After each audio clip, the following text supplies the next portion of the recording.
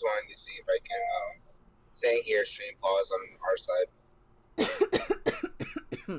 Oh, because it minimized. Never mind.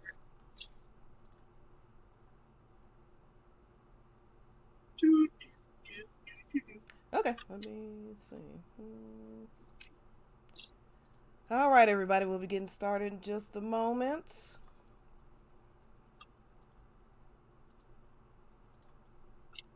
Stream has ended. Cricket noise. What you say?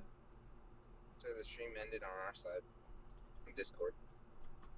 Yeah, I know. I don't. Ah, Hold on. that's good. But the stream is live. It's just not on your side.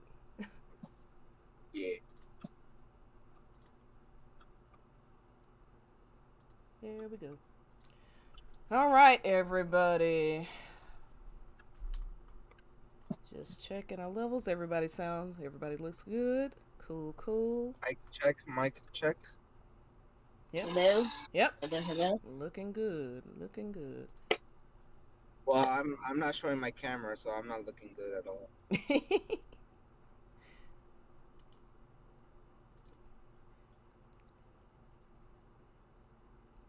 All right, we're gonna go ahead and get started. All right, got my Zach t-shirt on today. Had to represent our boy. Hello, everybody. Thanks for everyone who's filing in. I'm sure, we'll give everybody a little bit of time to file in while we introduce ourselves. So, of course, I'm Stygian Stilettos Gamer, aka Stygian Sis. I have with me today Tifa the Monk. Say hi, Tifa the Monk. I'm here. And we have Bobby with us. Been moots with him for a while, and he always has me cracking up. Go ahead and introduce yourself, Bobby. Hello, my name is Bobbert. Nice to meet you. I'm a random guy on the internet. All right, cool. So we are here to discuss pages 53 through 121 of Tracer 2 Pass. This goes into Tifa and her training with Zangan. A lot of that goes into the Nibelheim incident. It also goes into some of her recollection of the Mount Nebel incident with Cloud and him taking blame for what happened. Her confusion around that. Some stuff with her and Claudia. And then her first couple of months in Midgar, starting in Sector 8. Eventually she makes her way to Sector 7. But that's where we, I believe when she meets Marl is where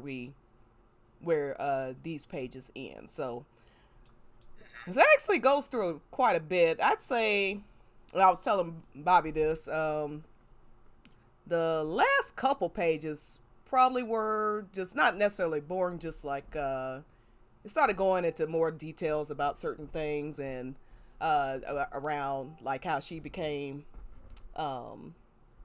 what is dinging on my end? Sorry. Okay. About how she began to pay off her debt, how she moved on after getting to Midgar and picking up her life after almost dying. So yeah, there's a lot to go through. So let's go ahead and get started. Of course, I've made notes. Let me get my desktop up here. So, let's kind of just do this like I did before. We're going to start with pages 53 to 72. This starts with, she's talking to Barrett and the others, and she starts talking about how, Master Zangan came every couple of months, and he would give her, he would see what her progress was, give her any instructions she needed, things she needed to change. And Tifa, one thing Tifa was doing, so she's doing this calisthenics club that she's running where she's helping all the old folks out with their stretches and all that.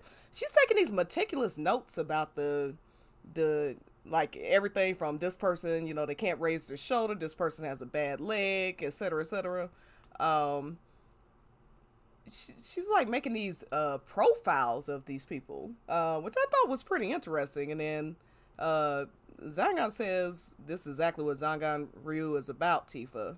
And then Yeah. you start to see some of his relationship with her father, and eventually her father, Zangan requests that Tifa go to the next level and start training with her father, which I thought was actually pretty sweet because it's like a bonding moment, especially when you know what happens later in a couple years. It's nice to see that she had these bonding moments with her father.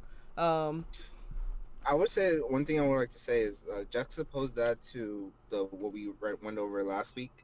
So you saw a little bit of awkwardness between her and her father. mm-hmm. So I think this is a way you can see that their relationship is actually on the mend because there was some space between them, but now with Zangan's help and in some way, and because Brian is so supportive of Tifa, that they're kind of bridging that gap.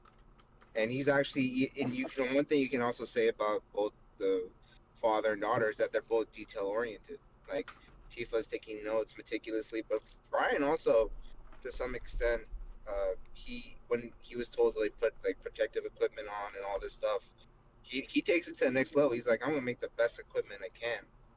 So they're both kind of meticulous, in their approaches to things. Yeah, I definitely agree. I thought that was an interesting detail they added, and like you said, yeah, there is some. And I'm not sure I've placed why there's some distance between them. You could always speculate, but yeah, there is that awkward moment. And it could just simply be, she's a young girl. It's her father. He's now, Yeah, it her. could be. I think I I don't know think we what have it to read. is. Mm-hmm. I, I think that because I've seen this trope played out commonly with stories where the mother dies and then there's like almost like this strained relationship between the single father and his children. It's actually a pretty common trope because Yeah. especially if the father doesn't know how to handle the grief of losing his spouse very well, that it'll often lead to a strained relationship with his children. Mm-hmm. And so I think that was what was going on there. And I also think that to a certain degree, maybe Tifa might have even had a little bit of a slight rebellious streak, because of how overprotective her father had become. Um, because you can't tell me, like, I don't think Traces of Two Past really touches on it much, but you can't tell me that someone as overprotective as Brian was thrilled with Tifa becoming a mountain guide, you Yeah. know? Yeah, I mean, there was a few Especially, times. Sorry, go especially ahead. considering what happened to her when she was a child, and the way that Brian reacted to that. I do feel like maybe there was a little bit of that as well, because Tifa does has a streak of independence. She doesn't like to be tamped down like that. So I'm sure that that led to some conflict with her father. Yeah, yeah. I mean, that's what I was gonna say. You could speculate. I mean, it is a common trope.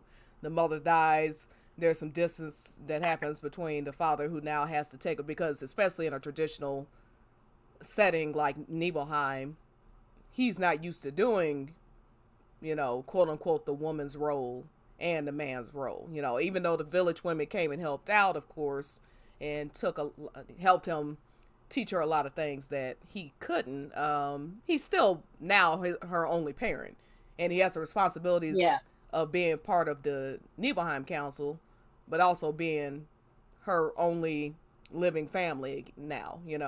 Uh, yeah, and then you're talking about and I a do girl in believe her who's going into her teenage years too. You know what I mean? It's like so she's yeah.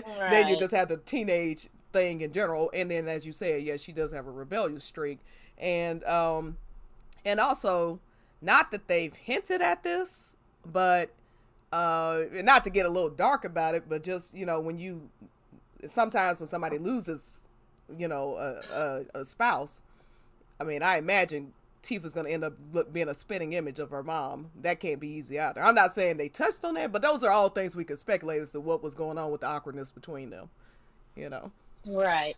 And not only that, but also to mention that Lost my train of thought. No, It happens. it'll, it'll come back to Yeah, me. when it comes back to Anyway, you, when it comes back to you, feel free to just jump in. Um, it has something to do with Brian, and then it just kind of floated right out. and I think I like this because and not to make everything about Cloud, but it does remind me of Cloud a little bit in chapter 3.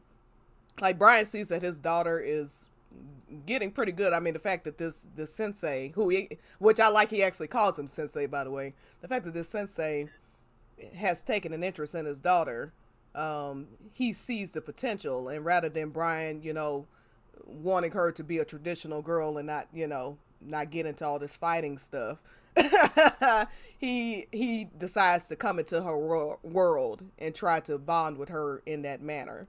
And that I do love that about them. And it just reminds me of how Cloud also is not threatened by Tifa's fighting abilities. He isn't like thrown off, or it doesn't even stop him from still wanting to be her hero. He's just like, he embraces it. They have the cute he's little impressed by yeah, it. yes, he's impressed. He's actually impressed by it. Yeah, and they have the cute little banter they go back and forth with, and while they're fighting. So yeah, that's that. It was like a weird parallel almost between the way Brian kind of embraced his daughter's fighting abilities and her being non-traditional specifically, same as Cloud does. Yeah. But anyway, yeah, I thought that was I really liked this part of it. And then yeah, she's really cute. Like when Brian actually agrees to help her spar, she's like, "Papa, thank you." I love that she calls him Papa. It's so cute. Yeah. So one thing I do want to mention that you touched on Zangan and Brian. Zangan did allude to an organization he's working with, or that he's going to give the money that Brian gave Zangan for training Tifa. I do suspect that is Avalanche, and Zangan could be part of the original Avalanche, and that's how they tie it in, and could also explain why he goes into hiding. But that's just still speculation. He doesn't really say it by name, and of course, probably because Avalanche is known to be anti-Shinra. That's a good point. Yeah, because they were a bit cryptic about this this place that he's giving his money. I also didn't realize that Brian was paying him the whole time too. Well, no, he only gave one payment, but then Zangan said, I don't want your money.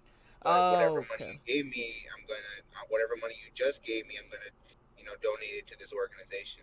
Gotcha. Okay, I didn't know if it was like a one-time thing or if he had been paying him every time he came into town. Okay. And and by the way, this conversation happens 3 days before Tifa's 15th birthday, which we know the year she turns 15 is the year, unfortunately, Nibelheim is burned down. But they make this promise to, like Zangan says, if in a half a year, if she can land a punch on him, he will give her a specific title. I got it in my notes. Minkyo Kaiden is a Japanese term meaning license of total transmission. It is a certificate that is granted by the Rio or other organization, meaning that the recipient has learned everything that the organization or Rio can teach. So basically, she would be, I guess, a monk at the but no, she'd be a master of Zangan's school of fighting, whatever you would call it. I am no martial artist. I don't know the technical terms.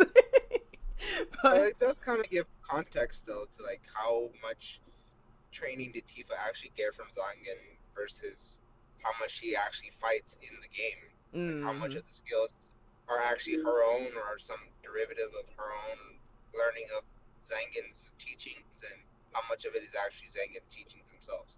Yeah, exactly, because I mean, essentially, he's like handing her books, giving her a couple lessons, and then leaving town. It's not like he's there constantly helping her, helping her learn to fight. So she's doing, 60-70% of the work on her own is what it seems like. Well, and then, of course, her father's helping her get some, like, real-world experience without it being too dangerous. And, yeah, this is the first time that Zangan actually challenges her, calls her a little country girl, And of course that sets her off. We're talking about somebody who's 14, so she immediately goes after him. I mean, we've seen this 100 times in media, where the sensei goats the student, and they have that whole lesson of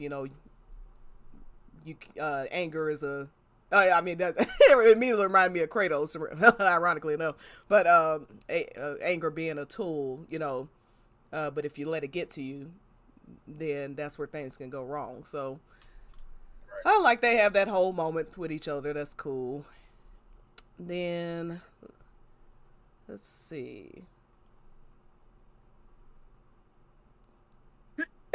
So yeah, he says in half a year I'll conduct a test. If you can land one hit on me with your fist, I'll let you hold the Menkyo Kaiden. So now that becomes Tifa's goal in her mind. However, monsters, now this is interesting. Monsters start taking over Mount Nebel. Okay. She was going to, she had been studying, and then starting in the summer, Mount Nebel started seeing more appearances of monsters, and it says an investigation team had to be organized. Tifa, who was with a member of the village, Tifa's father, who was a member of the village advisory board, took the initiative in joining the team, and because of that, there was a dramatic decrease in the time he could spend helping her do mock battles. So now, and the villagers keep reporting to Shinra that something strange is happening because all these monsters are showing up out of nowhere, including a dragon. And Shinra's like, cool, just let us know what variety of monsters you're seeing. Very suspect. I haven't quite figured out what this is supposed to mean. The only thing that's even around this time that has any relevance to me is that we find out that Hojo is the one that set Sephiroth up to be reunited with Genova in the first place. I don't know how it would even be. I'm curious what y'all think. Is Shinra actually up to something, or did some monsters get loose and they just are chill about it? I mean, their precious alien experiment is in an off remote place, probably not well guarded. Like, that's the Genova is basis of a lot of their projects, Project S, Project G, and then suddenly they shipped off to Nibelheim for no reason. So it could be that. It could also be, I don't know if the monsters themselves are because of Hojo or because of Genesis. Yeah, because I forgot now that we have Genesis somehow involved in this too. So, that's interesting. Yeah, they just, every word, especially a book like this, with all eyes watching in a sense, every detail's going to be scoured. And because in a fandom like Final Fantasy VII, you have a lot of people who pay attention to all these details very meticulously. Right. So for them to take a couple paragraphs to talk about this seems that doesn't seem like he just didn't have anything better to say, The dragon itself is in Crisis Core. Mm-hmm. The one that bodies Cloud. It basically knocks out Cloud, and Zack has to be the one to take care of it. Yeah. Absolutely. So I mean, and it could be as simple as that, just trying to tie in Crisis Core more. That's been a huge thing that they've been doing, is tying in Crisis Core into everything. So, one thing also I want to point out is that Mount Nebel before the monsters came, was Tifa and Brian's place to spar for them to practice. So yeah, the moment these monsters come in, you bet Brian would be like, nope, it's too dangerous now. So can't practice there. Absolutely. The landscape of the village had changed. Villagers were on constant alert day and night, especially exhausting. Yeah, so they're clearly an influx of monsters has happened during the summer. Now, and there's a couple dates that are mentioned here: September 18th, September 19th. So they said on the 19th, the first team was confronted by a humanoid monster at the outskirts of the village. This monster, reportedly walking on two legs in a silhouette similar to their own, stimulated people's imagination. That was probably Genesis. Yeah, very likely. Monk, did you have any thoughts, by the way? We just going on and on.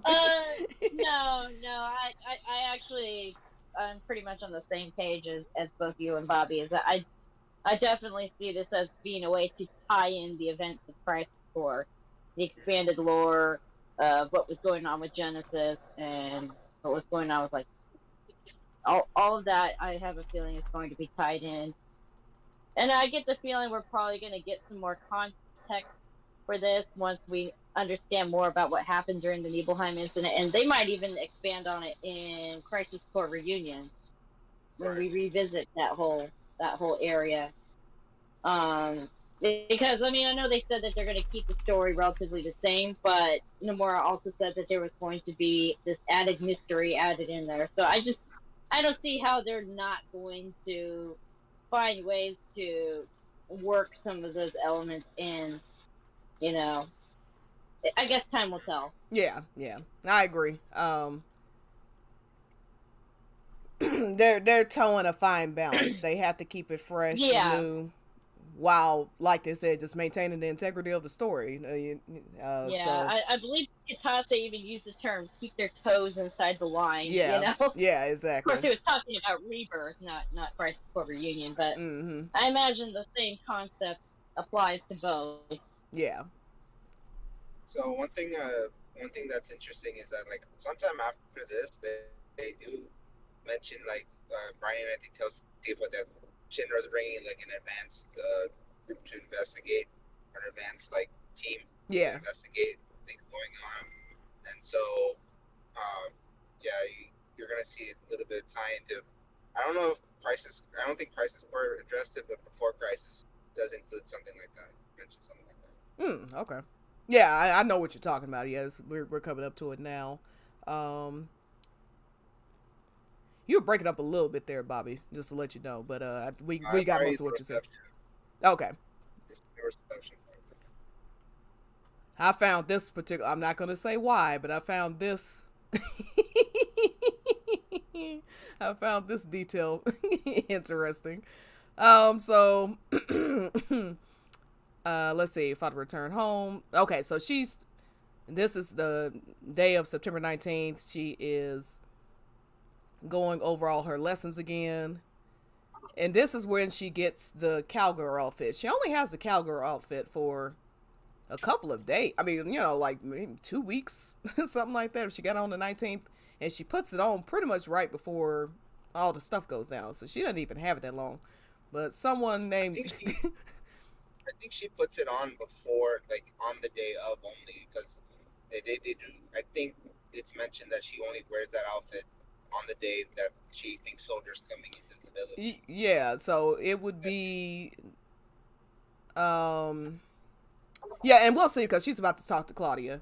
It's like out of the day of the day, right around there somewhere. Because they mentioned the 22nd in here too. It says the day after tomorrow is the 22nd. So my guess is she puts it on around the time. Well, anyway, we got it right here. So someone named Grandma Margot gives her the cowgirl outfit, Oh, and oh Lord! it was Oh, it was I'm trying to keep my composure. All right, Okay, so and Grandma Margot gives Tifa some outfits. yeah, and it's Brian's childhood friend, which I thought was an interesting detail to throw in there. Yeah, Uh, childhood friend Jasmine. mm-hmm.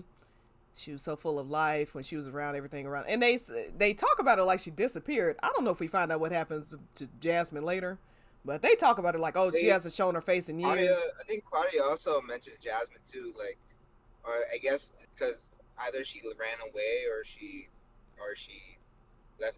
Maybe she left home and never came back, or she did pass away. They never really expand upon it. Yeah, they don't. They just I think Margot later comes in and she's just like, yeah, I haven't seen that. She hasn't shown her face in years, something like that. So, Yeah, so her dad tells her that soldiers will be coming. This is what you're talking about. She hears the word soldier. The few memories she had with Cloud Strife came flooding back. He never contacted her after they parted ways 2 years ago. Not knowing how to handle her growing feelings for him, she tried to seal them away. What's really interesting about this is Tifa's feelings, even though they're apart. Her feelings keep growing for Cloud over time. Um, I mean, to the point where she's like thinking of him and her face turns red, and Brian's like, "Are you all right? Like, what's going on?" And then this is, That's her. mm-hmm, That's her first real crush. I mean, even the guy friends that she hung out with, like mm-hmm, she never felt anything for them except like she tried. Well, she friend zoned them, even though they thought opposite of her. yeah, So, with Cloud, yeah, I mean, unless because she was the only boy that he was the only boy that she liked that, and there's no one else. I guess, yeah, she has yeah, no things but to grow their feelings. mm-hmm. And so just like she dressed up, when she went to the water tower, like I feel like this cowgirl outfit almost looks like her dressing up, like you said, because she puts it on for when the soldiers come into town. So she's like trying to impress Cloud is what I get out of it. um, and then they start going into the Mount Nebel incident. They said her memories are few, which is why each memory stood out more vividly to her. There was only one blurry, and this is important because there has been speculation that her memories cannot be trusted. There are only a couple memories of hers that are blurry, and she says there's one in particular is what happened around the Mount Nebel incident. Beyond Mount Nebel is the land of the dead was an old saying in the village. Tifa, who was in great turmoil over her mother's death, clung to those words, went to the mountain. So reason Tifa goes across the mountain is basically, I guess, to see her mother again. Yeah, she wants to see her mother. The boys, now this is where what she's heard from the villagers, or from the boys, the villagers, and Cloud starts to play. It says Emilio and the others went with her, but on the way it became stormy. They sensed danger and went back down the mountain. Of course, they tried to take Tifa back down with them, but Cloud Strife showed up and lured her with him. Like a 9-year-old luring somebody to. Okay. Yeah. And the two of them disappeared deep into the mountains. What happened after that was the two of them slipped and fell off the mountain. Cloud got away only with scraped knees, but Tifa struck her head and lost consciousness for a week. Now, the fact that this book came out, and the fact that this book, again, as we said a million times, backbone of the game, this book is quoting the game about the scraped knees thing. Okay,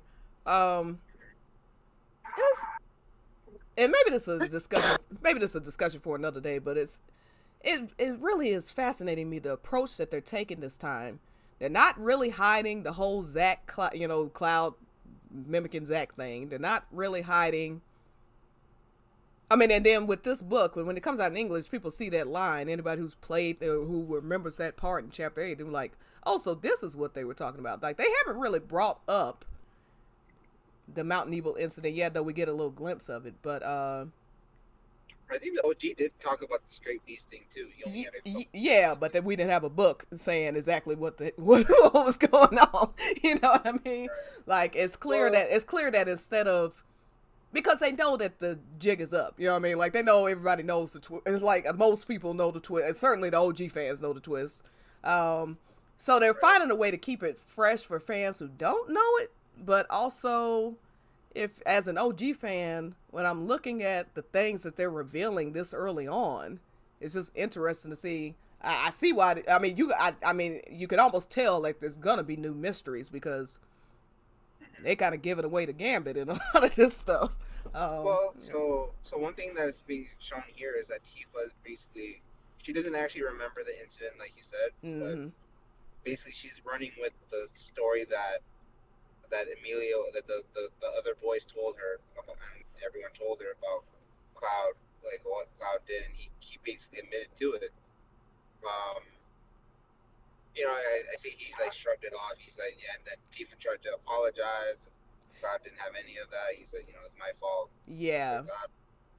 So they're still running with the whole. It's not like we don't know the full truth of the incident. And, but yeah, I guess what I'm saying is they are intriguing you around all this because they're giving you Tifa's side, and you know that Cloud knows the truth. So like in a sense they're making you look forward to the live stream scene when you find out the reveal. Yeah. Rather than it being like some shocking, twist that because it's not like I said, it's 2022. I mean, but we know we're gonna get a lot more out of the live stream scene too. I mean, they're doing so much. I mean, they're focusing on it already, around the promised Nibelheim. They said, Nomura said Nibelheim was the biggest part of the last, OG, and et cetera, et cetera. They're making you look forward to getting all this backstory and getting Cloud's. I think for once we'll get a ton of Cloud side. Whereas we got little snippets, even in OG, little snippets of live stream. We don't get a ton of Cloud before the age of, you know, you know what I mean? Like in those times, we just get bits here and there. I think they're going to give us a lot more, so I'm looking forward to that. But yeah, whenever people ask him, she heard he'd only answer just because. When it came to why did he bring her up the mountain or whatever. And of course, the boys are running around lying about it. I think it should be noted that, to my understanding, she doesn't tell this recounting of events about the bridge incident to the Aerith and everybody. She's kind of keeping that to herself. Yeah, she's keeping that internally as well. Yeah, it can be hard to suss out sometimes. Some of this stuff she is saying out loud to Barrett, Red 13, Aerith. Aerith. And then obviously some of this she's keeping to herself, like her sitting in her room thinking about all her memories with Cloud. I highly doubt she said that out loud. Because she keeps her, just because how Cloud keeps his feelings about her, to the chest, so does she about him. Nobody knows how they, everybody knows, but nobody knows, you know what I mean? You have to be blind not to see these two are into each other. But everyone knows, but they think nobody knows. Yes. Because they haven't told anybody. Exactly. They think we're everyone knows. They think we're as dense as they are when it comes to love. It's like, no, we see what's going on here. But yeah. Literally everyone can see it but them. It is adorable. But yeah. So let's see. Talked about it. Since Cloud confessed to it, maybe things did happen. So this is where she's speculating. Said Tifa felt uncomfortable because up until then, their gang of four weren't able to get close to Cloud, not even once. She never talked about it with him ever again. Since Cloud confessed to it, maybe things had happened just like Emilio said. On the other hand, it also feels like Cloud was protecting her. Because of him, she managed to escape the blame. But there didn't seem to be any reason for him to do that. She didn't find his just because very convincing. This shows she knows him. Everybody else is so quick to just believe that he just did this for no reason. Even then, even without, what's amazing about Cloud and Tifa, even with as little interaction as they seem to have in these years, she still knows him, and she's like, Cloud wouldn't just lead me up a mountain for no, like, what? Yeah, but this is gonna go. This ties directly into the Nibelheim incident and and I think that's what Nojima was trying to show here. She was in a coma for a week. She can't recall what happened. She has a feeling Cloud is lying, but she's not gonna go out there and call him a liar with no evidence, and you know what I mean, like, so, and she felt he was doing it to protect her, so like, almost in a sense of, at least for a while, she just decides, well, if it was important enough for him to think he needed to do it, maybe I should just leave the topic alone. But eventually, curiosity gets to her. And so, at some point, she intends to ask Cloud what happened. Now, I wonder if she's going to ask him what happened when they go to Nibelheim the first time, and he's going to dodge the question. Because they're not going to reveal that to the live stream thing, you know what I mean? But it's possible, especially if they do some sort of call back to this stuff, Tifa, I could see Aerith coming up to Cloud saying, hey, Tifa's disappeared, and then he goes looking for her, and, you see what I'm saying? Like, and then he finds her up the mountain somewhere. They start talking about Marl the cat or something. I mean, whatever was going on. And then it comes up. Yeah. Also, man, they've got to do something with the water tower too. Anyway. Right. So I think that one thing she does think about as well is that because of even though Cloud and Claudia didn't have to some extent some kind of good standing prior to the incident, the bridge incident, like it got even worse for them, and that's one thing she didn't like. That was one thing. I guess it was interesting for Nojima to note that like their standing in the village was even lesser than it was before. Mm-hmm. Yeah. Yeah, and Claudia is actually coming up here. Skipping out of that because Here we go. Yeah, so she had gotten, like I said, she got the outfit from Grandma Margot. I'm trying not to laugh. Um, No, so even Claudia recognizes it.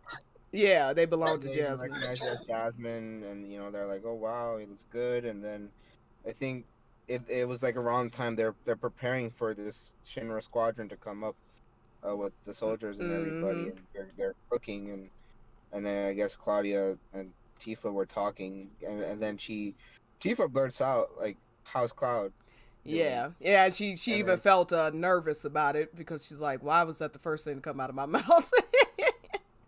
So, yeah, oh, wrong page, wrong page. There we go. Yeah, glance over, she saw Claudia Strife because she's like, "Oh my, how cute!" And the way that they're talking to each other, that's what Hayashi mentioned this too. I believe that's a familiar, like, it's not like, "Oh, I haven't seen you in a while" or anything like that. It's like, "Oh, hey, cute outfit," and they just jump into a conversation. So right. they So it's interesting to note that even though whatever happened between Cloud's family and Tifa, Claudia and Cloud don't even treat her any different. mm-hmm, exactly. Sure he gives her space, but he was always like that. So it never really changed between them in any way. No, in fact, I mean, one would say they got closer because pretty much the next time he talked to her, well, not the next time because he talked to her about her cat and stuff. He was too shy to bring the cat over, and then they would see each other in the mountains, passing each other, talking about, "Hey, do you feed that cat? Because he was eating a dead bird," stuff like that. But yeah, they don't treat her any like, it's clear Cloud doesn't blame her. He blames himself. He doesn't blame her. And Claudia doesn't treat her any differently, even though her son got outcasted by the village over I, over I what happened. suspect that I suspected Cloud told Claudia the truth, but Mm-hmm. she just said, you know what, no one's gonna believe us, so let's just keep it to ourselves. Yeah, maybe. Yeah, no, that's a good point.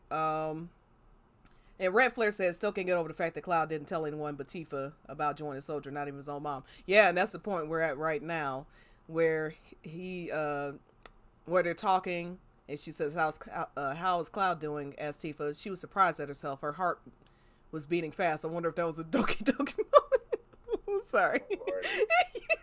Oh Oh man. my god, please, Oh no man. more. I'm sorry. And then, but the first, but that was the first question that popped into her head the moment she saw Claudia's face. Whew, okay. Yeah, I think it's doing okay. Is Cloud already in mountains, huh? I heard that the people Shinra sent are from Soldier. Since our signals got stronger, they think they're coming to the mountains. I thought maybe Cloud would be with them. Claudia stared at Tifa with a puzzled look and then finally said, "I didn't hear anything about that. But even if he was coming, that boy won't say a word. Not because he wants to surprise me or anything, he just can't be bothered." The only time he contacted me was right after he left, when he sent the letter saying he officially enlisted. Really? So then you don't know if he made it into Soldier or not? No, but why do you mention Soldier?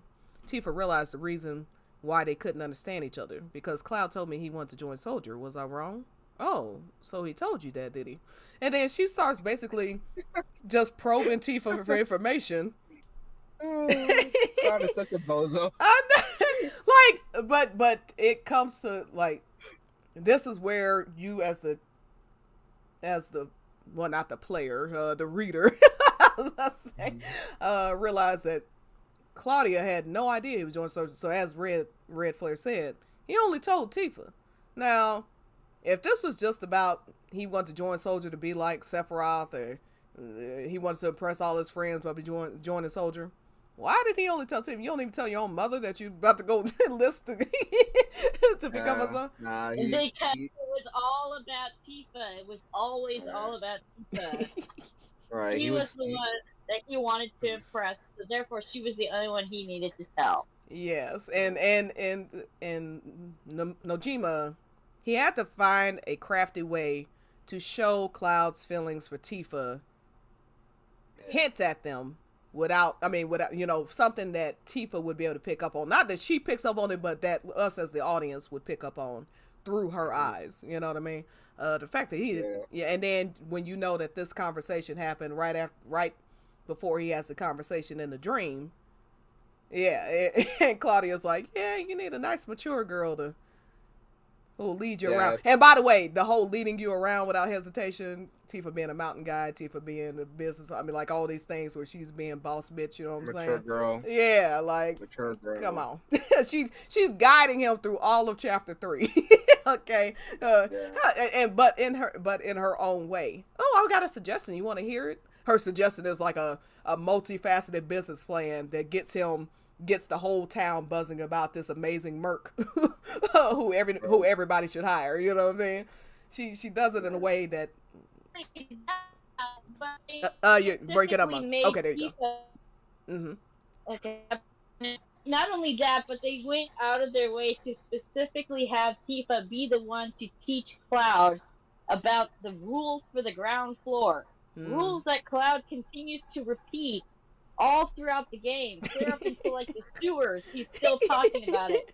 Right in front of Aerith, mind you. He's going up to Tifa going, "Oh, is this another one of your rules?" Blah, blah, blah, Yeah. blah. Like What? he's remembering all this stuff. And Yeah. they have all that teacher student dialogue in chapter 3. Like they made it so obvious. Oh my god! And then and what's cute is I like they're doing that, but then she also lets Cloud have his moments of quote unquote teaching her when they're in battle, which I mean it's just flirty. She just likes the attention because she doesn't need him to teach her. You know what I mean? Nah. She knows what she's doing. No, I mean, yeah, it's just a banter. Yeah, exactly. I mean, I don't even think Cloud is really, but she likes the attention. He likes giving it to her, so you know. Well, that double entendre. Anyway, so back to what we were saying. Uh, Maru. Okay, so yeah, skip. She does mention that she went back into the mountains and ran across a Turk. Yeah, so they one of the village people told her that they saw their Tifa's cat at the gate. Mm-hmm. And they thought, you know what? They told Tifa, you know what? If it goes into the mountain, forget it. Let it die because the monsters will surely get it. And Tifa's like, That's nah, terrible. it's my cat. It's my fucking cat. I need to get it. So, oh, sorry, I shouldn't have cursed. No, you good. Oh, don't trust me. I do all the time. It's Don't worry my about cat. It's my cat. I need to get it. So Tifa gets attacked by a bug thing, and that's when it. Mm-hmm. a girl Turk, mind you, a girl Turk, saves her. So I suspect that's Cisne, but It because could be, but there's a long-haired girl Um, and before Crisis that I think it is. Right. Before Crisis, I believe firmly that this is like the before Crisis. I guess you could say reference that they threw in there. Right, because so this is why I think it's Cisne, because supposedly Cisne, and if you tie in Before Crisis and Crisis Core, the Turk that's supposed to be assigned to catching Zack and Cloud from when they break out in Before Crisis is the playable Turk, and then in Crisis Core it determined to be Cisne, and the same playable Turk that is responsible for catching Zack and Cloud is the same one that went to Nibelheim to investigate these monster sightings. Yeah, So yeah. I it's mean, supposed to be the same character. I mean, So you that's you why definitely make a compelling case. I just always thought it might be one of these, like the silver-haired one, or it could be. I mean, it could or be. this It one could here be by Shotgun. on top of Root.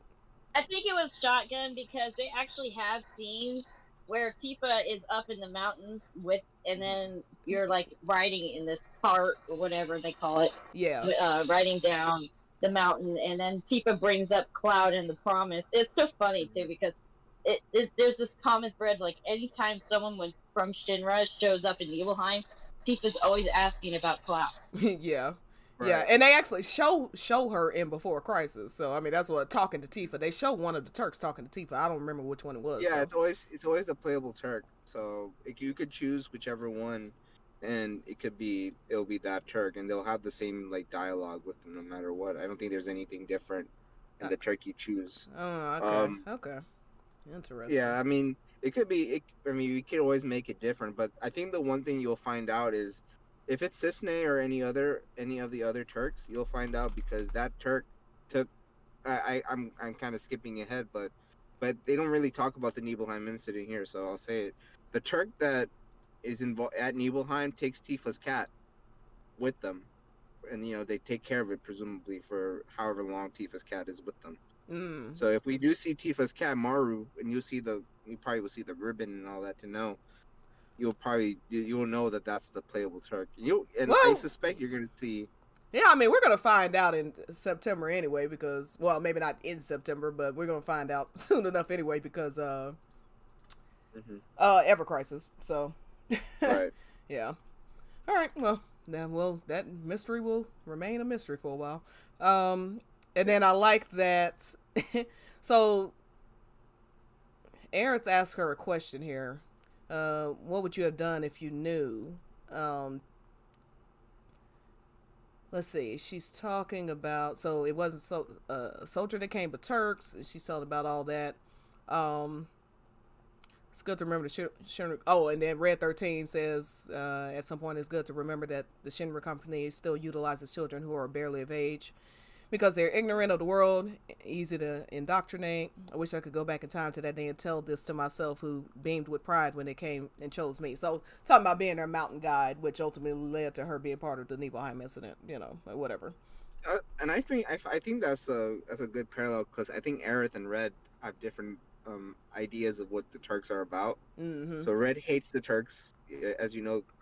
If you look at the scenes of Before Crisis, because that they're the ones responsible for bringing Red or Nanaki to the lab, Hojo's lab, to be experimented on for Mm-hmm. however long. And Aerith, of course, was being watched over by the Turks, so they have different, of course, perceptions. Watched over is one way to put it. Well, Yeah. I mean, up until a certain point, yeah, they do. They were She was closely monitored by them Mm-hmm. Yeah, when yeah. she was Yeah. so. And then and Tifa, as someone who also hates Shenra, she would say that she would, going looking back on it, would have just, told myself, my younger self, that I don't Yeah. shouldn't like be wary of them. Well, and then Aerith asks, what would you have done if you knew? But then she thinks, maybe she still would have taken the offer because she wanted even just a little to be a little closer to Cloud. Of course, she doesn't say that out loud. And then Cloud ends up joining the conversation, and this is where she says what happened after that was just as Cloud described back in Calm. That's the end of my Nibelheim story. So now this is important for two reasons. One, as people were speculating about the Rebirth trailer, which I kept saying I don't see this being an exchange from Calm. Um, some detractors, as I call them, were claiming that Hmm. Cloud was going to call out Tifa as a liar in front of the whole group in Calm. Like they were gonna have that exchange right then. Oh, Cloud, you made this entire story up. Oh no, Tifa, you just were in a coma and don't know what the hell you're talking about. Yeah, that sounds real Well, realistic. They they took clearly it did that not. way, but I definitely didn't take that exchange because he sounded a little despondent even in the English version. So I started Yeah. running back late, and then Tifa's just asking like, "What, you think I died?" Yeah. That So she's saying, "Do you think I'm some kind of imposter because you saw me dead?" Well, then I feel like because that exchange ended in the trailer, that you're not gonna see him like, "No, I'm just happy. I'm happy that you're alive," or something. He's like, "No, absolutely not." Yeah, I mean, I just don't think the exchange is it either isn't from Calm at all, or one, or maybe what Cloud said is from Calm, but what Tifa said, I think, is coming from Northern Courier. Personally, that's my personal interpretation. But that's an argument for another day. but No, no. Well, I think we just gotta wait and see it with the more news yeah, yeah. that I, comes I, out. I mean, definitely once we get a full trailer, half of what we think probably is going to go out the window. So, but I do think Cloud is talking about seeing Tifa lying there, thinking it was too late to save her, not that thinking she was dead. It's two different things. Mm. You know what I mean? Like Yeah, yeah, I think that's just the weakness of using English mannerisms, mm-hmm. and or like that's what they're gonna say about localizations. Like they're trying to fit it in like regular normal dialogue. It would be weird, I guess, to say, I was too late to save you, or I figured out I just came, or something like it. I don't know. Figured it was too Yeah, late I would be thought it. something. Yeah, I mean, I think the dialogue's fine. I think people at some point are just overthinking it. Honestly, yeah, I thought it was too late. I mean, I saw you lying there. I didn't say I saw your dead body lying there or whatever. It doesn't matter. Yeah, Point is, he thought she was a goner. I mean, this is what right. one way or the other, dying or dead. He thought she was gone.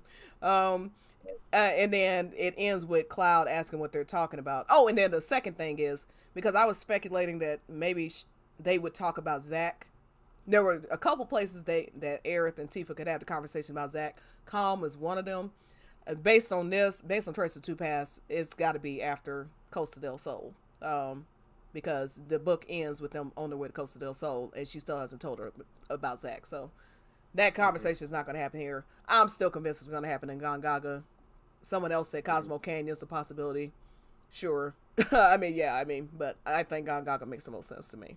Um, And, and since this part of the Tifa's recounting of her story, Cloud comes in and is like, "What are you guys talking about?" Because so it seems that Cloud wasn't really listening, or maybe he was, but he just wants to ask again. Like, what are you talking about? And then all she says is tea parties, and then mm-hmm. he scowls. So he's remembering that time. He's like, "Damn," and he's mad that he wasn't because Yeah. tea parties didn't include him. Mm-hmm. Yeah, that's where it ends. What were you talking about? My tea parties with Emilio and the others. Cloud looked off to the distance and then scowled. He's such a pouty boy. All right, so the next Yeah. parts, there's just a lot of details. There's a few things I want to point out. There's mostly a lot of details about how Tifa recovered, how long it took her to recover. It took her about 2 months to get on her feet and out of the hospital. Yeah. Um, and then that's when she starts living in Container Alley, in Sector 8. Uh, So one thing I think, I'm not sure if like her waking up in the hospital, I don't think that was ever told. Like her recovery process from the Nibelheim incident. I don't know if they actually discussed that in length. well, well, here, so the doctor comes in. The doctor tells her what her injuries are. They the doctor's asking her, do you know who you are? Do you know where you're from? Hmm. Asking her if she's in pain. And yeah, they describe her injuries in pretty, in sort of in some detail, tracing Yeah. exactly where her, like her sternum was crushed. Said the wound was deep. I don't know how Sephiroth missed her heart. It's a miracle, I guess.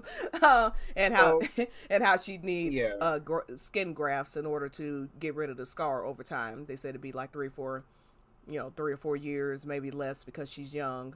And then yeah. she's got metal inside her body now too. So So one thing, so I think we had discussed, or you had discussed this on a previous stream, but it is worth mentioning that her sternum has been like completely crushed, and they had to put like metal wiring and metal plating in where her bones to mm-hmm. like reattach everything, and then they said that's gonna be there forever. And someone tied that to Advent Children, how she has such a strong reaction to the electric shock Yeah. because of the metal in her body. Mm-hmm. Advent Children. Yeah. Laz doesn't play fair. I mean, you're a freaking Sephiroth clone, and you still need to cheat in a battle with a with a human. Yeah. Yeah, I was telling Mark, I was like, he better be, or somebody, I was like, he better be glad Cloud didn't find out his name. He'd have been the first one dead. Um, but yeah, so they go into some detail about, you know, how she's gonna recover. Mm-hmm. Let's see. Ask her how long she's been asleep. Now I had been under the impression she was in another coma, but I don't know. Yeah. They don't explicitly say she was out for a month, but I thought it was like three She was 7 day comas. But they said when she was told, um, okay, this is where it's at. So, doctor, I feel like I've slept for so long. What day is it? Where am I? This is Sector 8 slums. Now is, and she's stunned upon hearing the date. And then a couple paragraphs down it says 1 whole month. A month ago, driven by flames, her father urged her to escape the waterfall to the waterfall basin. So they make it sound like the second coma she's in, she was out for a whole month. After with all the surgery and everything going on. right. It was said a little bit later on that she had woken up in and out during this whole time, during that Yeah, whole month period. yeah, Like she could hear Zengen arguing with the doctors and Corel, and very like she was arguing that but she wasn't, of course, oriented to time, so she didn't know how long the time from from when she was in Corel and the Nibelheim incident. So it's like kind of that when she's finally able to oriented to time, then she knows a whole month has passed by the time like she's able to fully recover Yeah. or start recovering. Mm-hmm. Yeah, because it seems I think they said later on December. They mentioned December 4th, and then that's around the time she gets out the hospital. So it looks Mm-hmm. like she's in the hospital about 2 months. One thing that's interesting from this portion of the book is she recounts what she does remember from Nibelheim, chasing after her father. She has to let Maru go at some point. Mm-hmm. And then she's crossing the mountains. She's trying to get to the reactor. Mm-hmm. And suddenly, Chimera, so it says, an insect chimera suddenly appeared in front of her. She evaded the hulking creature's flying attack. Without hesitation, she drove her fist up into its abdomen, sinking into and splitting open the soft flesh, etc., etc. But there was something else her training did not prepare her for. Her whole body, even her hair, was covered in monster's bloody fluids. The stench was horrible. Why?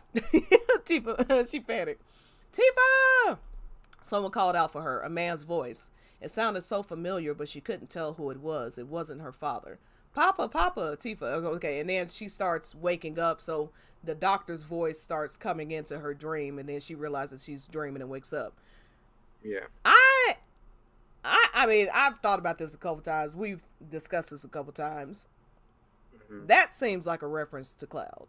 A man's Yeah, if you want to take absolutely. this, yeah. If you want to take See, this, it could be Cloud or it could be Zach because it was I don't know.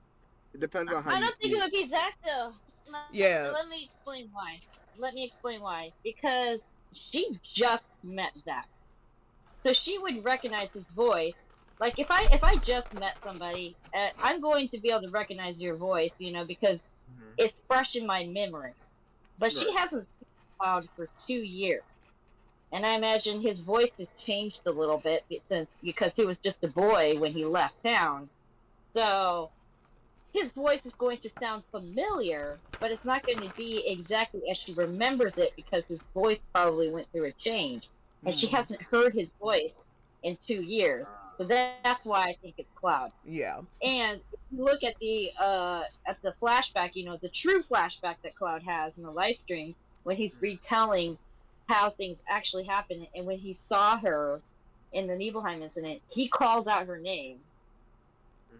Mm-hmm. mm-hmm. So we're like he has like a response to it. I don't know if he calls out her name, but he definitely has like a response to it. And then that's when he charges up the steps and attacks Sephiroth.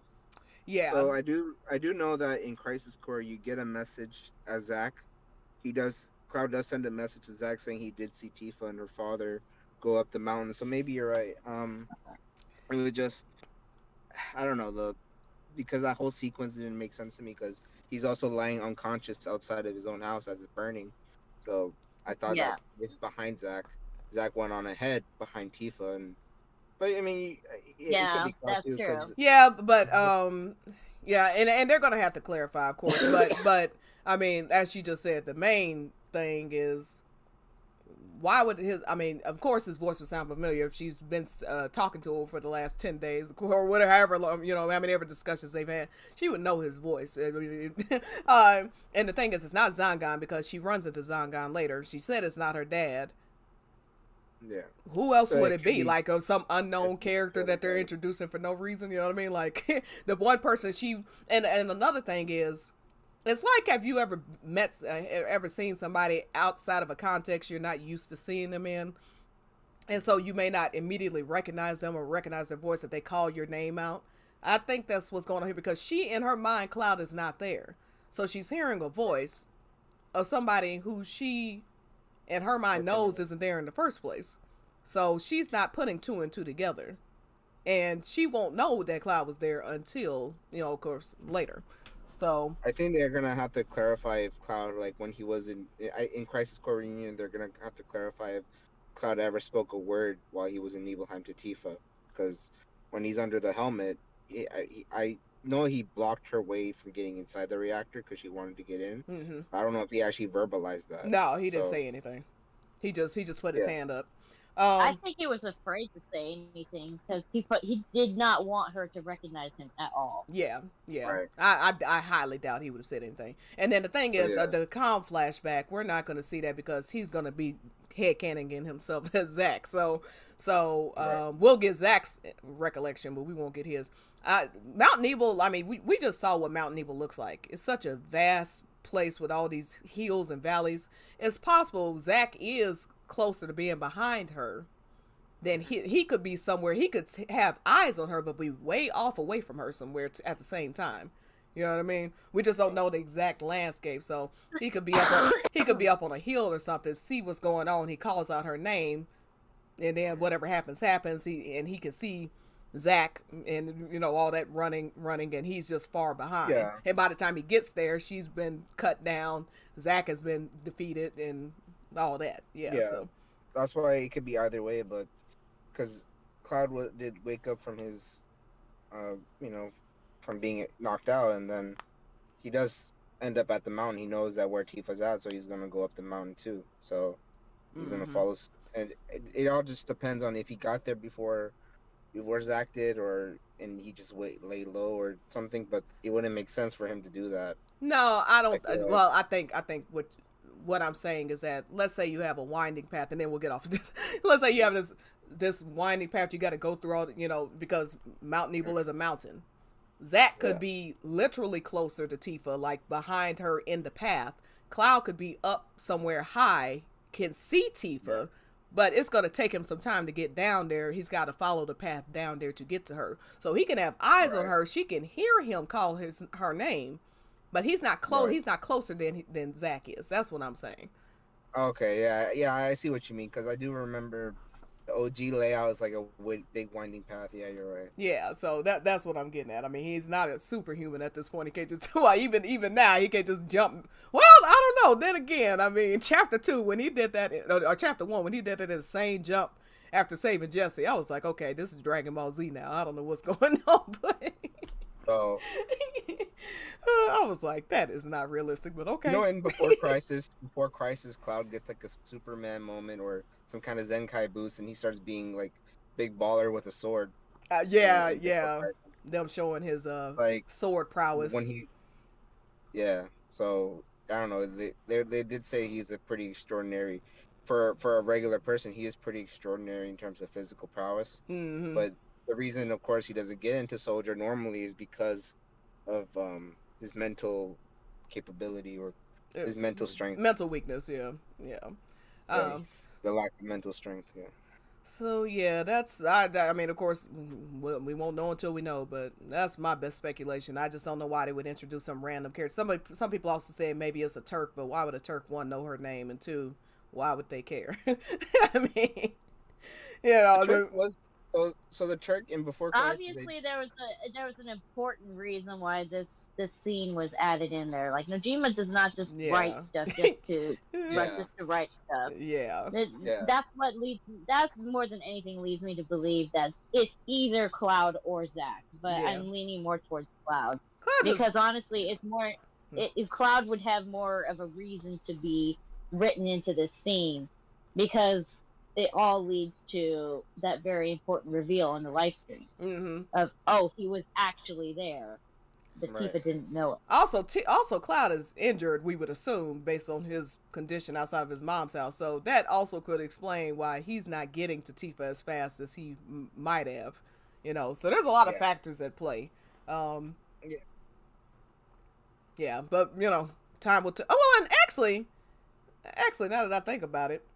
Oh, no, never mind. Okay, I'm mixing up two different scenes. I was gonna say, wasn't he in the reactor with Sephiroth? But no, he wasn't. That was when Sephiroth lost his mind, and then in the calm flashback, he says he was in the reactor. Yeah, but he definitely gets there first. He is the one that sees Tifa find her dad's dead body. So Zach absolutely got there first.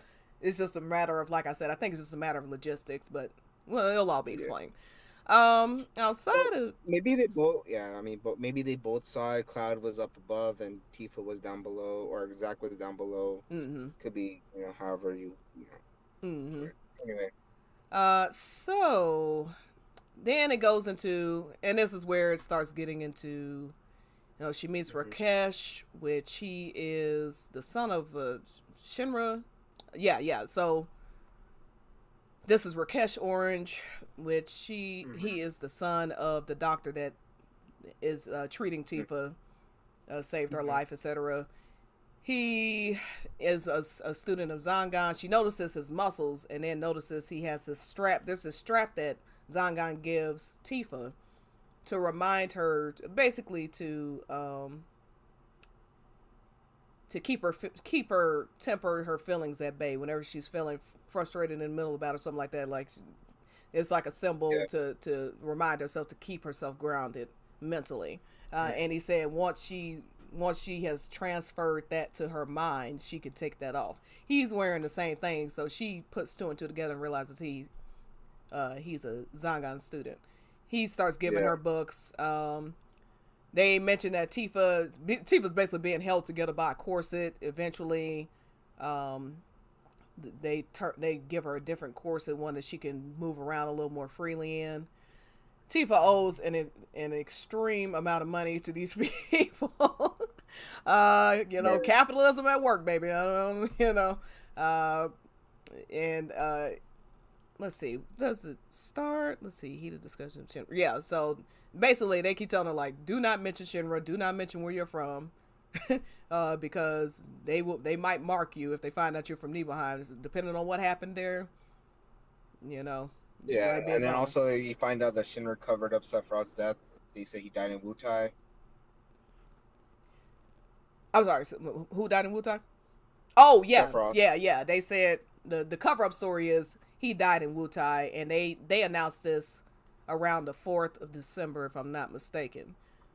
Uh, with of course the truth being he died the night of the Nibelheim incident because Cloud yeeted him into the live stream for And trying also, to for I trying to think kill his future wife. Rakesh somehow gives her like a temporary fake ID saying she's from Corel and Mm-hmm. Yeah. basically trying to cover their tracks and all this stuff. Mm-hmm. Yeah, she gets a fake ID that says she's from Corel. Uh, Rakesh's father was a research doctor working for the Shinra company. He learned about physiotherapy from him. Yeah, so both his parents are in medical, like a medical field. This I read that he was like actually he was actually more into like monster research and that's what killed him. I might have missed that. I know they're just talking about. Oh yeah, okay. His father specialized in all aspects of biological muscle tissue, not of humans but of monsters. Yeah, you're right. I remember that now. Um, and let's see.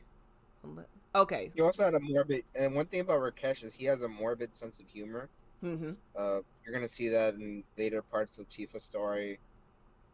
But he does have like a weird, like it's like for him, I don't know. For him, it seems like he's like, I'm joking unless it's like his kind Oh of god. thing. Like, I'm Jesse joking, right, 2.0. Tifa? Unless, yeah, yeah, exactly. um, and then yeah, last day of November they take the corset off, and then so they basically toss Tifa out after that. Let's see. Let me look for something. Yeah, oh right, about Sephiroth. 1 week ago they made a public announcement saying he was killed in battle. And this is December 4th. Okay, so December 4th, she took the ID card that Rakesh had prepared for her to leave the clinic. Um, but yeah, he tells her about Sephiroth, quote unquote, being killed. Oop, quote unquote, being killed. Let's see. Around that time. And then that's when she finds out she's going to be working for a local a local mob boss or something, basically. A local boss is what they say. And living in Sector 8 in something called Container Alley. Um, she's having to pay, and then they start getting into some nitty gritty stuff. She's got to pay 15 gil a day to live there. Showers are 3 gil. If you want to look out, that's another 2 gil on top of that. And they start showing, what I get out of a lot of this is them to start showing like her intelligence and her natural business abilities. And Mark, if you want to jump in at any time, feel free. I think we're at the end of this portion. I don't have a ton to say about the last portion, but and here's the okay, sorry. So yeah, he's telling her all the stuff that you have to do in order to basically survive in Container Alley and how much it's going to cost. She's going to be selling meat buns or steamed buns. And then it goes back to the conversation they're having. So, what are you thinking? Asked Red 13, who was lying on his stomach next to Tifa. I remember when I first started living in the slums. Oh, very interesting. It's okay. Don't mind me. Come on, why don't you join them? It looks fun. In their line of sight, Cloud and Aerith were squaring off with a chocobo. I'll go if you want to be left alone. Otherwise, let me stay. All right, then stay.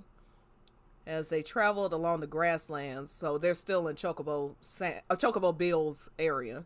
And Tifa told her friends about her life. She had stopped her story right before Sephiroth entered the picture. Any more would be too painful. So apparently she didn't say anything. I'm rooting for the Chocobo. Rhea said I'm rooting for the Chocobo. Which one? Rhea the Alexander. Human Chocobo? Oh. Which one? Human Chocobo or the real Chocobo? Oh yeah. I don't want Cloud to lose either. Chocobo against Chocobo. Exactly.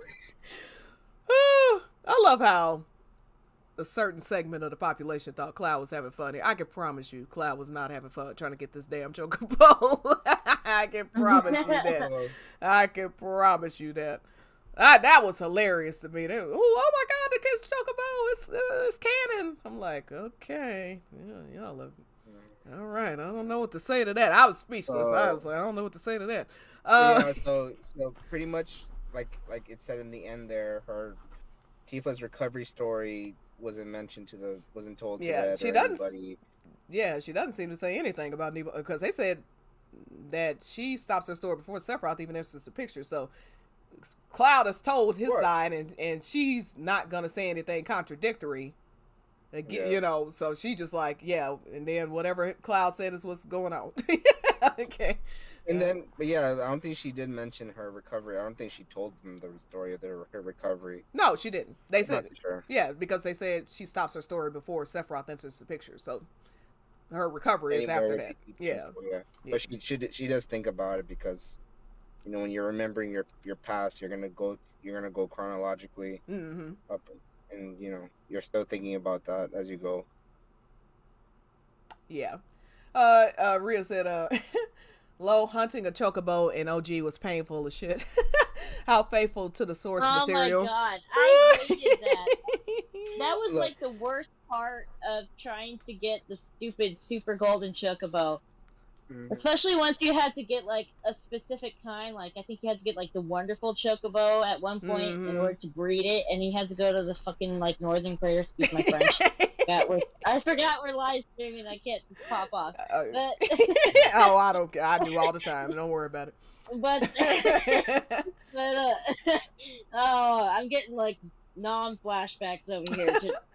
I love the Look, I loved all the chocobo stuff in 7. I loved all the chocobo stuff. Now, granted, now that you can do the ×3 and all that, you know, ×4 or whatever, ×3, it is much easier because in OG, to get that golden chocobo took you a while at normal speed.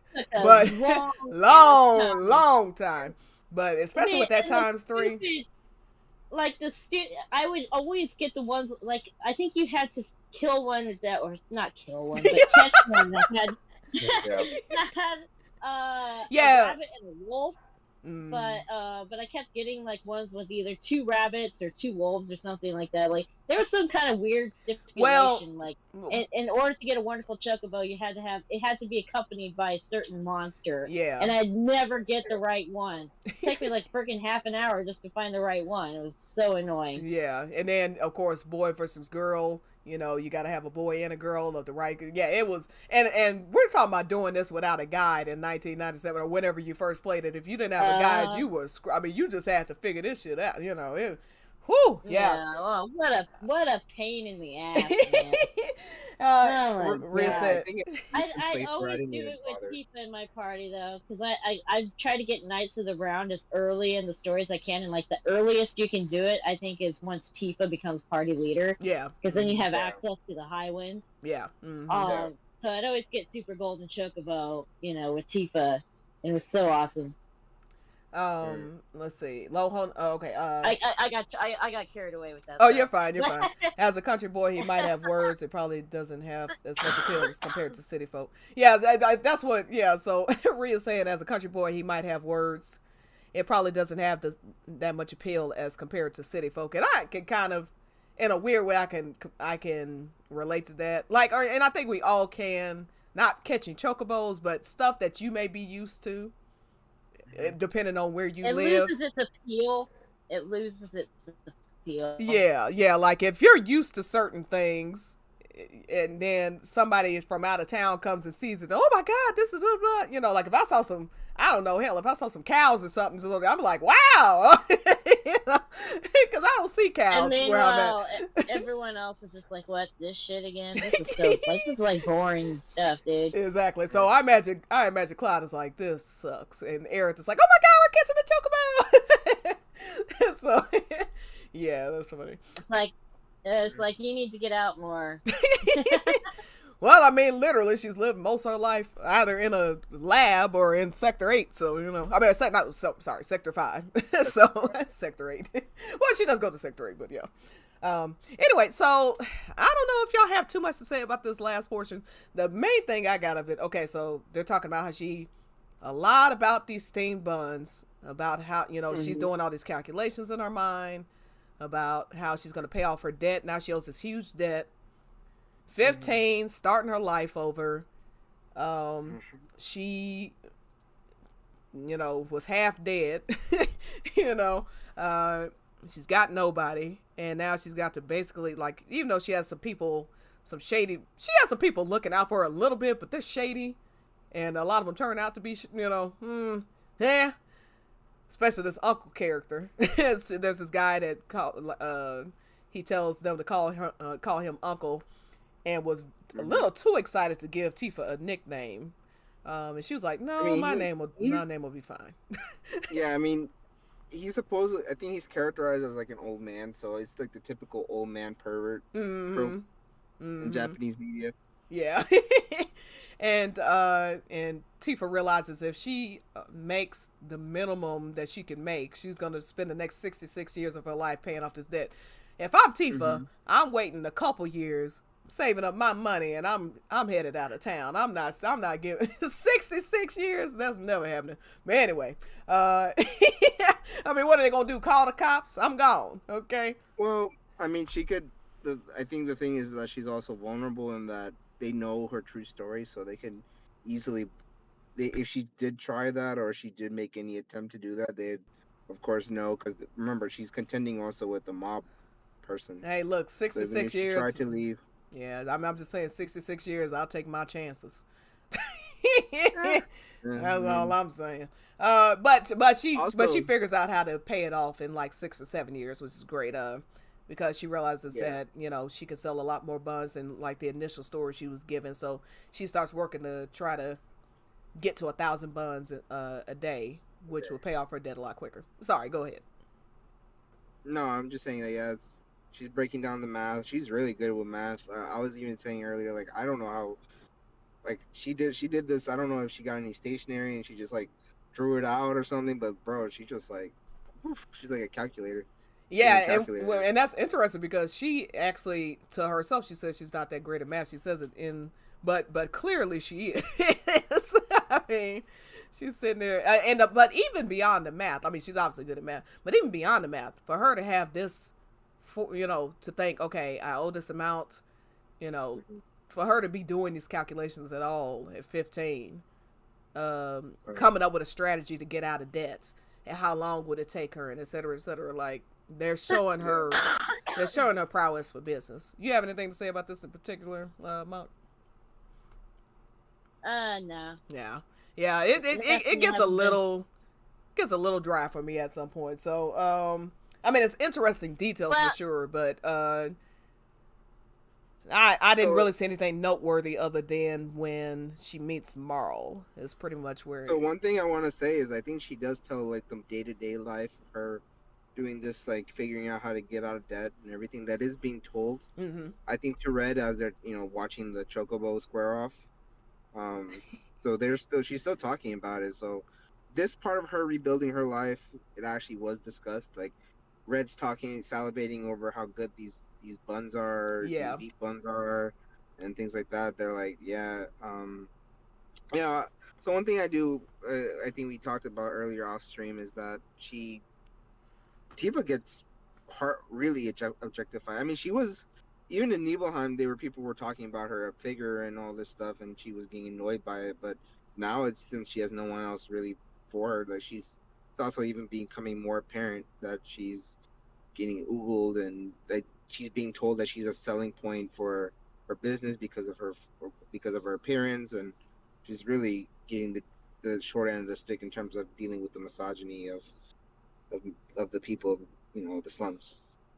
Mm-hmm. Yeah. I agree. And yeah, you are correct. At some point, she starts telling Red 13 about the meat buns, and then she says, "Yeah, they were really tasty, but to this day, I don't know what kind of meat they were using, because they would give her 2 free meat buns a day, and then after that, he had to charge her." Um, Yeah, so I thought that was funny because, I mean, you know what? Look, if I'm in that situation, I don't want to know. You know what I and mean? I don't want to know. I think that was her only meal too, which is actually like kind of crazy. That was her only meal a day. Mm-hmm. She didn't want to buy it. She didn't want to spend money on more food. Hey, Joey. Uh, Rhea said makes you wonder what her point of reference is if she thinks she's not strong with math. Yeah, I don't know, but it was interesting. It was interesting to me that in the middle of this thing where she's calculating how long it took her to get out of debt, she's like, yeah, I don't, like she has this thought in her mind she's not great at math. Um, Yeah, maybe there was some like maybe like a teacher or something that she learned math from. She doesn't think she's as good as them or something. yeah, it says Tifa crunched the numbers in her head, so that answers your question if she has stationary. No, she did this all in her head. Yeah, exactly. But because Yeah, she wasn't very good with numbers, she had to work it out again and again until she arrived to this conclusion. exactly. So Yeah. she was double checking her work basically. Mm-hmm. All right, and then this is where Marl comes in, and oh, and the last before we get to the last part, because we're gonna wrap this up. The last thing I'll say is Marl. No, I'm sorry. They mentioned all the shower stuff, and so that nicely ties into the game because Tifa has that line about she'd kill for a shower. And it was at first it seemed like something maybe a little fan servicey, like, okay, are you just trying to get them to imagine Tifa naked or something? But No, Trace the Two Pass actually makes it make sense. Yeah. You'll be surprised. I mean, people like that sort of thing. I don't know. Well, I mean, I didn't know what to make of it. Honestly, I was just like, I guess she's just I don't know. I don't know sweaty. If the Japanese. I don't know if the Japanese had the equivalent of banter line like that. Yeah, I don't. Oh, you got a good point too. But at least with the English, it seems to tie in. But that's a good question. I'm gonna ask somebody if she says that in the Japanese or. Well, she says two things that appeals to that, and that's would kill for a shower and worked up a good sweat. Yeah. So Mm-hmm. she says those things, and everyone goes awooga. All right, and last thing is, yeah, she meets Marl. Well, basically, what they're doing is they've been taking pictures of her naked chest, not with her face in it, but of her naked chest. And now Tifa's, I think, 16 at this point. Yeah. And so, I mean, she's a developing young woman. And I mean, like, they're taking naked photos of her. So, I mean, anything you have to do with her. But I think the problem was that they did that in front of Tifa's presence. yeah. And then also when she came into the room, they literally said, "This is Tifa. This is her picture." So they literally outed her in front of Marl, and Marl's like, "Get that? What the?" Yeah, exactly. Marl is like, I don't want to see that." Okay. Yeah. And then she's answering questions for Marl about her recovery, and Marl's like, "Enough with the shameless advertising. I want to talk to Tifa alone." What do they think women's breasts are? Spat out Marl. I'm sorry, because of all my grumbling, you had to go through something so humiliating. Yeah, so it's like, it's not that the doctor was Rakesh with her, by the way. I hope not. Yep. Oh my god. He was there. Oh. They both. He was the one who brought Tifa. He's like, "Can you talk to her?" So he was trying to like sell this sell this graph thing to Marl as well. But did he see the photos? I would not I be think surprised. so. I would not be I surprised. mean, I mean, this man, this man, Mm, if he could get away with it, he would have. Like, I bet. he would have, Yeah. he would have. Yeah, Cause yeah, he, shady character. Yeah, yeah. We won't spoil anything later, but shady yeah, character. That's for sure. yep, I, yep, I yep. I'm hoping they were in Sector 7 when it collapsed. Let me put it that way. But yeah, these are people that do not need to be But yeah, so that's how Marl and her first meet. Yeah, Is they're basically trying to show. I mean, for the doctor, it isn't perfect, but it's just it's just a weird situation. It's like the circumstances are perfect because, like you said, I'm about to show you naked photos of somebody, and then I'm like, oh hey, by the way, here's the and star. You know? here's the irony. Here's the irony. They're like, Rakesh goes, or not Doctor Kirsch, the Doctor Damini. She's like, oh, you guys can talk to each other, just don't talk about anything private. I'm like, you just literally outed somebody private information. Like, come Exactly. on now.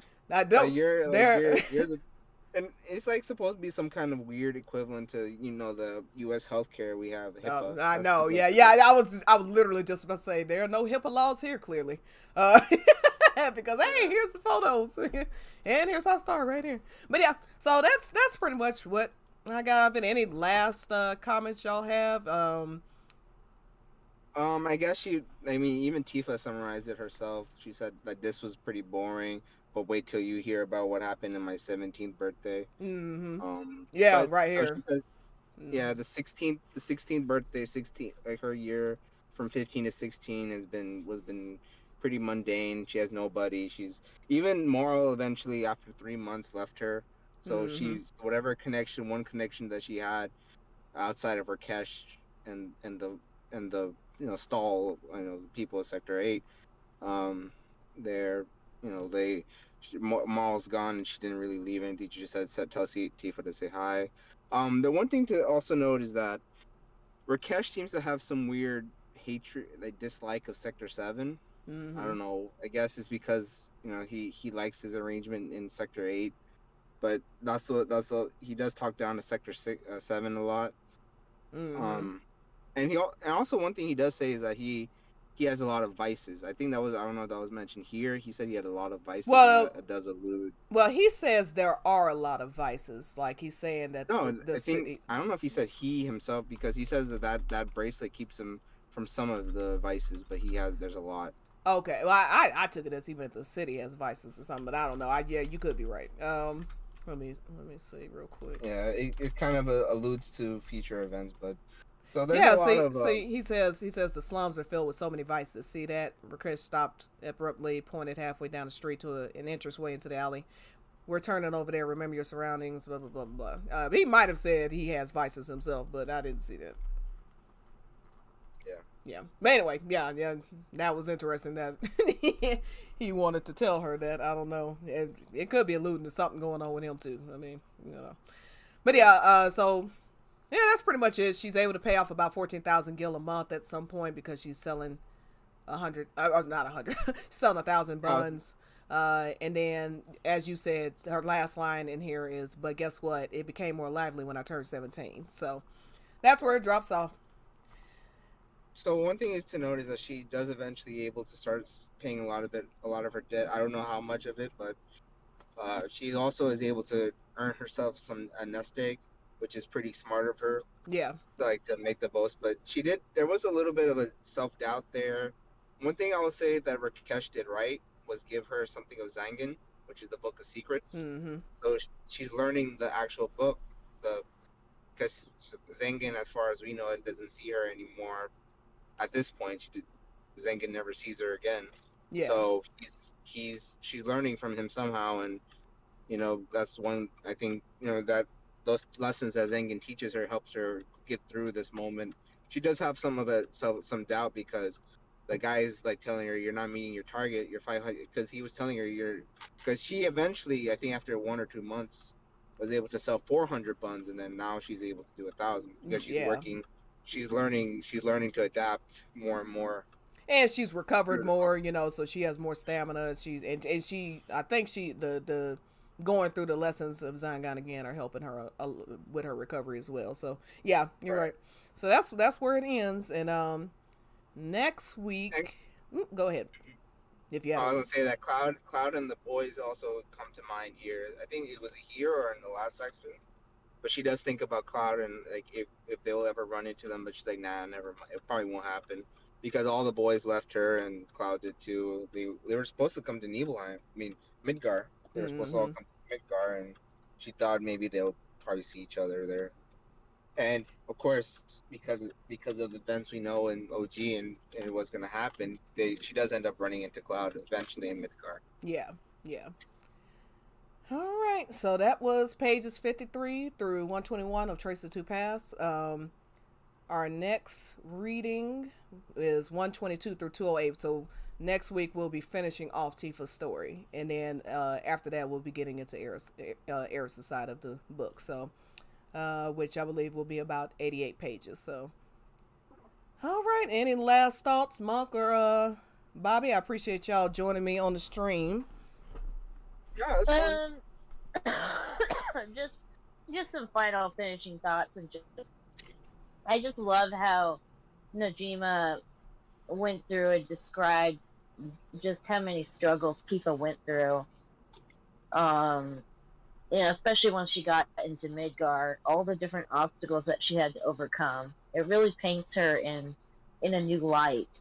You know, Mm-hmm. like you're always shown what a strong person she is, but this really exemplifies it even more. Just how much she had to overcome and how many times she probably must have felt like just giving up, but she never did. I mean, she had everything against her. She ended up in Nibelheim, or excuse me, she ended up in Midgard after Nibelheim was destroyed with not even the clothes on her back, Mm-hmm.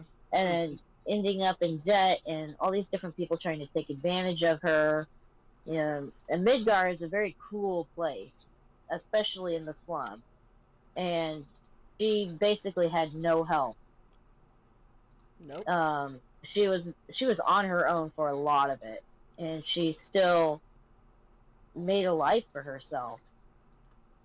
And it really paints, the things that she does for Cloud in chapter 3 in a new light as well, because she goes out of her way to make sure that Cloud doesn't go through any of the hardships that she had to go through. She makes sure that he has a nice place to stay. She makes sure that he has employment. She makes sure that he has everything that he needs. Mm-hmm. Yeah. As I always, like I keep saying, she is helping him build a life for himself, even if that means him not needing her. I'm not saying he doesn't, but you know what I mean. Like, she's not making him dependent on her presence. She's giving him the lessons he needs to be able to do it himself if he so chooses. So Right. after 7 years of waiting for him to come back, ironically, her love for him, like she's still like, I, I'd rather him be able to take care of himself than make him dependent upon my presence. So Absolutely. one thing I did mention earlier in the stream was that she had no boys around her to change her opinion of or crush on Cloud. But now she does in case of Rakesh, and she still cares about Cloud, and she still actually loves Cloud because Cloud is nothing like Rakesh as of we've seen currently. He's still considered somewhat of a shrewd guy. He's a little bit, even if they have something in common as Zangin's students. Even Zangin doesn't really see uh, Rakesh as often as he saw Tifa. Mm-hmm. Yeah. It could be because Zengin doesn't like Midgar, and also he has other students. But I They think don't Rakesh, really. Yeah, I mean, at least that I remember, his absence isn't too greatly explained because Rakesh said he comes back every 3 to 4 months, but then, you know, he just seems to just that stop coming back sometimes, at all at some point. So, and I know he said even if Zengin comes once every 3 4 months, he doesn't necessarily see him Rakesh directly. yeah. He may see other students because he has other students in Midgar. Mm-hmm. All right. Well, this was fun. Again, I appreciate Bobby and Tifa the Monk joining us, and please come back next Tuesday. And just keep a hold of my schedule. I was gonna stream Sunday, but I didn't end up doing it because I was too busy like doing birthday stuff. So yeah, I was like, yeah, I can't. Like every time I was like, okay, I'll find an hour to stream. Something else came up. So much was going on, so I was like, I just forget it. But we will do some more Final Fantasy 15. I will try not to get lost this time, like I did. Bobby kept. I'll be there. I'll be there to help. Cool. Bobby was like, "Are you lost?" It's like I'm a little bit lost. It's like, why don't you just use the car? I'm like, oh, that's a good idea. I do have a car, don't I? Okay. But yeah, I appreciate it. I will see y'all later. Y'all have a good one.